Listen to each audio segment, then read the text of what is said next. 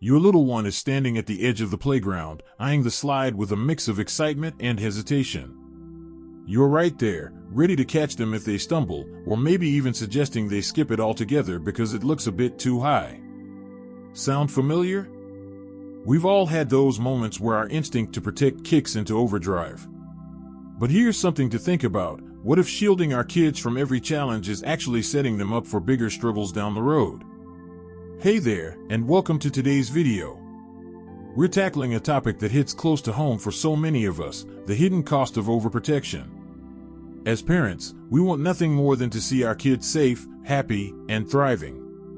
But sometimes, in our rush to keep them from harm, we might be holding them back from growing into the confident, capable people we dreamed they'll become. Today, we're going to explore what overprotection looks like, why it can stop your kids from ever leaving the nest, and how you can strike that perfect balance between keeping them safe and letting them soar. Stick with me, because this is going to be eye-opening, and don't worry, I've got some simple, doable tips to share along the way. So, what do I mean by overprotection? It's not just about hovering over them every second, it's those everyday habits we fall into without even noticing. Maybe you're still spoon-feeding your 3-year-old because it's faster, or you rush to fix every argument they have with a friend. These things come from love, no question about it, but they can quietly tell your child, "You need me to do this for you." And over time, that message sticks. They start to doubt themselves, and that's where the trouble begins. Let's kick things off by talking about the signs you might be overprotecting. One big one is stepping in to solve problems they could handle themselves.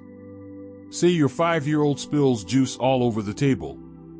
Your first instinct might be to grab a towel and clean it up, but what if you handed them the towel instead and showed them how to wipe it down? It's messy, sure, and it takes longer, but they learn they can fix their own mistakes. Another sign is keeping them from taking risks that match their age.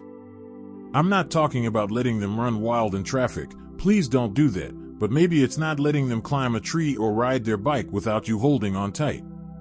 Those little risks? They're how kids build courage and figure out what they're capable of. I heard a story from a mom named Lisa that really stuck with me. Her son, Ethan, was 6 and terrified of the monkey bars.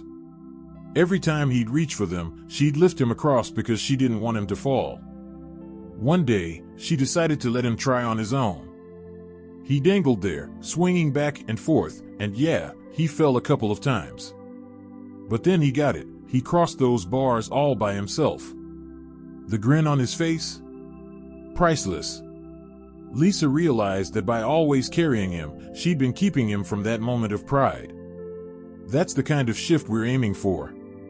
Here's another thing to think about, how overprotection can affect them long-term. When we smooth every bump in the road, our kids don't get the chance to learn how to bounce back. They might grow up unsure of themselves, hesitant to make decisions, or even leaning on us way past the point they should. It's not what we want, right? We want them to spread their wings, not stay tucked under ours forever. And that's why this matters so much, because the habits we build now shape who they'll be later. So, as we move forward, we're going to dig into what happens when overprotection sticks around too long, and how you can start giving your child the space they need to grow, without losing that sense of safety we all crave for them. Now that we've got a handle on what overprotection looks like and why it's worth rethinking, let's talk about what happens if it becomes a pattern.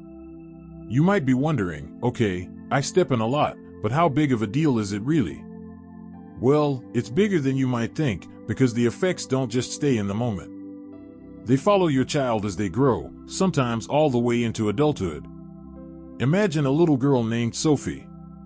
Her parents adore her, and they show it by making sure she never faces anything tough. They tie her shoes, pack her lunch, and even talk to her teachers when she forgets her homework. It feels like the right thing, keeping her stress-free and happy. But fast forward to high school. Sophie freezes when she has to pick her classes because she's never made a big choice before. She calls her mom in a panic over every group project, unsure how to work things out with her friends. And when college rolls around, she's clinging to home, terrified of being on her own. That's the hidden cost we're talking about. When we do too much for our kids, they don't learn how to do for themselves. On the flip side, think about a boy named Noah. His parents took a different approach. When he was little, they let him figure out how to build a Lego tower, even if it toppled over a dozen times. When he argued with his brother, they didn't pick sides, they asked him what he thought should happen. By the time Noah hit his teens, he was the kid volunteering to lead projects, brushing off setbacks with a shrug, and heading off to summer camp without a second thought. The difference? He'd had years of practice handling life's little challenges, so the big ones didn't scare him. That's what we're aiming for with kids who can stand on their own 2 feet. And the good news? You can start making that happen today, no matter how old your child is. Let's talk about some easy ways to encourage independence, because I promise it's not as hard as it sounds. One thing you can do right away is let your child make choices. If they're tiny, maybe it's picking between apple slices or a banana for a snack. If they're older, let them decide what to wear to school, even if it's a wild combo of stripes and polka dots. It's not about the outcome, it's about letting them feel in control. My friend Jen tried this with her 4-year-old, Max. He'd always wait for her to pick his clothes, but one morning she said, "You choose." He came out in a superhero cape and rain boots, hilarious, yes, but he was so proud. Now he dresses himself every day, and Jen's got one less thing to worry about. Another way to build independence is to cheer them on for trying, not just for winning. Say your child's working on a puzzle and it's not coming together. Instead of finishing it for them, say something like, "I love how hard you're working on this." It shows them effort matters, and it's okay if things don't turn out perfect. I saw this in action with my nephew, Sam. He was determined to ride his scooter, but he kept wobbling. My sister didn't take over, she just kept saying, "You're getting it." He crashed a bunch, but when he finally zoomed down the driveway, he was beaming. That's the magic of letting them push through. And here's one more idea, give them jobs to do. Even a 2-year-old can toss their sippy cup in the sink or help you water a plant. It's not about the chore, it's about them feeling capable. When my daughter started putting her toys away, she'd strut around like she'd just won a gold medal. Those little wins add up, trust me. As we head into the last part of this video, we're going to tie it all together and figure out how to protect our kids without smothering them, because that's the sweet spot we're all after. We've been on quite a journey today, haven't we? We've uncovered the sneaky ways overprotection creeps in, seen how it can hold our kids back as they grow, and picked up some simple tricks to help them stand taller. But there's one last piece I want to share, how to find that balance between keeping them safe and letting them spread their wings. Because at the end of the day, that's what parenting's all about, right? Loving them enough to let them go, just a little at a time. So, how do you protect without overprotecting? It starts with being their guide instead of their shield. Picture your child learning to climb a jungle gym. You're there, watching, maybe offering a tip like, "Hold on tight here." But you don't climb it for them. They might slip, they might take a tumble, but that's how they learn to grip tighter next time. It's about trusting them to handle what they're ready for, while still being close enough to catch them if it's really needed. Take my friend Rachel's son, Ben. He was starting preschool and super shy about talking to other kids. Rachel wanted to march in and make friends for him, but instead, she practiced with him at home, simple stuff like, "Hi, want to play?" Then she let him try it on his own. It took a few days, but soon he was running around with a buddy, no help needed. Rachel was still there, keeping an eye out, but she gave him the space to step up. That's the balance, supporting without taking over. And yes, there are times to jump in. If your toddler's about to dart into the road, you grab them, full stop. The trick is knowing when it's a real danger versus when it's just us being nervous about them struggling. Next time you feel that urge to fix everything, pause and ask yourself, is this something they can try on their own? If it is, let them. It might be messy or slow, but that's where the growth happens. I'll be honest, letting go can feel scary. We all worry about our kids getting hurt or failing.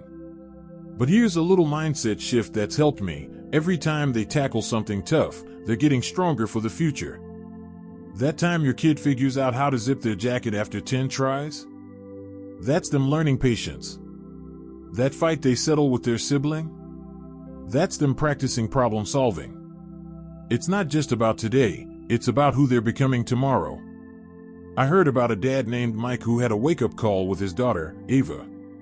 She was 7, and he'd never let her use the stove because he was afraid she'd burn herself. But one day, she begged to help make pancakes. He took a deep breath, showed her how to flip them safely, and stood by while she tried. She flipped one right onto the floor, and they laughed about it. By the third try, she had it down. Mike said watching her glow with pride made him realize he'd been holding her back out of fear, not love. Now they cook together all the time, and Ava's confidence is through the roof. That's what I want you to take away from this: small changes can spark big growth. You don't have to overhaul everything overnight. Pick one thing to ease up on, maybe letting them pack their own backpack or sort out a toy-sharing spat. Cheer them on, be there if they need you, and watch them rise to the occasion. You'll be amazed at what they can do when you give them the chance. So, as we wrap up, think about this: protecting our kids is beautiful, but letting them grow through life's little challenges is just as important. It's not about being perfect, it's about giving them room to become the strong, independent people we know they can be. The next time you're tempted to swoop in, take a second to step back instead. You might just see them shine in a way you never expected. Thanks so much for hanging out with me today. If this hit home for you, give it a thumbs up and hit that subscribe button. We've got more parenting goodness coming your way. I'd love to hear from you, too. What's been your biggest overprotection struggle? How do you help your kids find their independence? Drop it in the comments, I'm all ears.